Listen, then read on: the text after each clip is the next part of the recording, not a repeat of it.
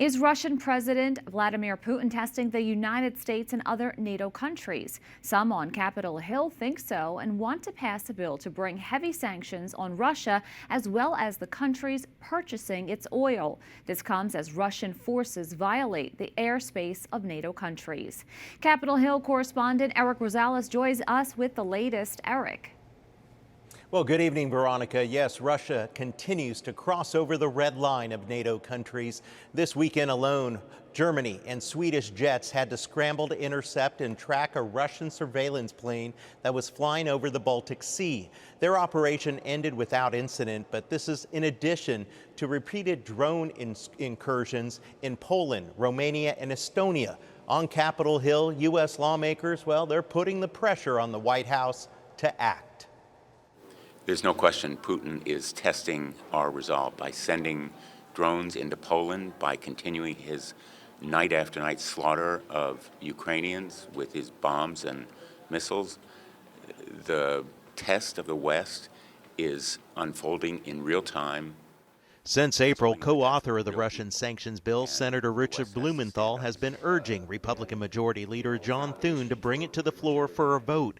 85 senators have signed on to it, including Kevin Cramer, who wants to see more pressure from European allies. Bringing NATO into it and putting a condition that includes NATO exercising the same things that we're wanting to exercise, I think is important because he's using the leverage that not only works on Putin but would work on our NATO allies. Leader Thune says he wants to move the bill in sync with the wishes of the White House. President Trump recently said he's, quote, looking at the sanctions bill very strongly. Key provisions of the proposal include 500% tariffs on imports from countries that buy Russian energy, targeting major consumers like China and India.